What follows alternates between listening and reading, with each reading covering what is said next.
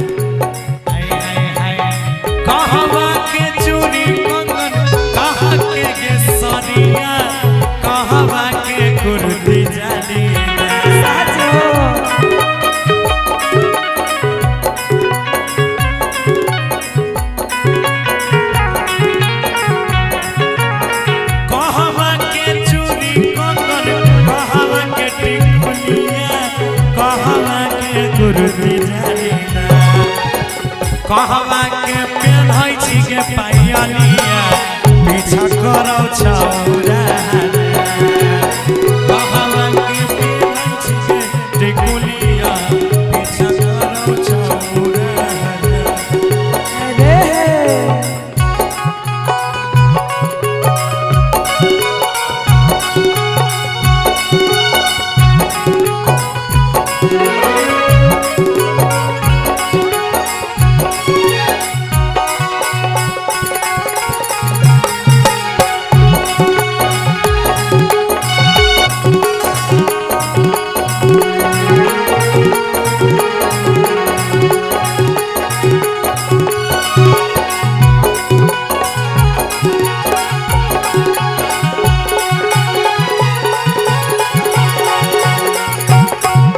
सुना ना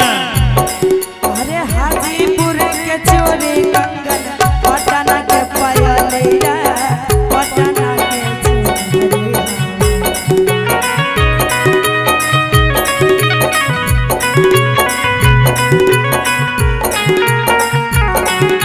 अरे हाजीपुर के चोरी कंगन पटना के पायलिया पटना के चोरिया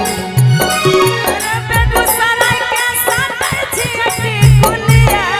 पीछा करे छौरा अरे बेगूसराय के साथे छियटी कुलिया पीछा करे लबुआ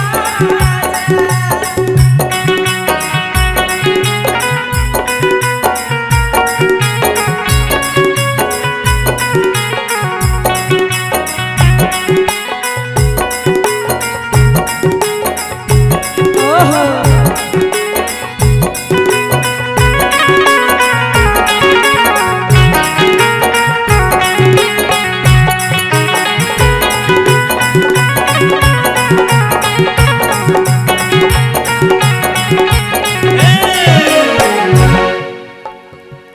आगे के देलको लाली तोरा आगे के देलको बाली के देलको चूड़ी चमकदार ओहो के देलको बता ना यहाँ कते लोग छे बतेबी तब ना अरे सोनुआ देलक लाली बिंदी अरे मनुआ देलक पायलिया प्रमुख है इस प्रखंड के हरलाठी प्रखंड के अमरनाथ यादव चाचा जी हैं, इनकी तरफ से 501 रुपए का पुरस्कार है और लिख रहे हैं कि शानदार और यादगार रहेगा आपका ये काम। धन्यवाद, बहुत बहुत धन्यवाद। महादेव आपको यूं ही सदा सुखी रखे। सुन कि कहवा के आरे के रे दिल को लाली तोरा के दिल को बाली के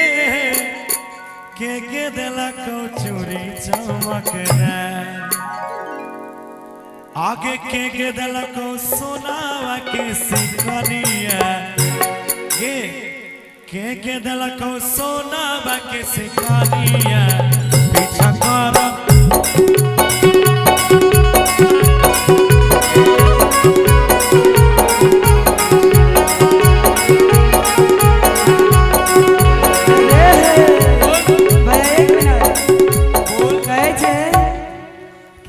सोनुआ देलक लाली हमारा अच्छा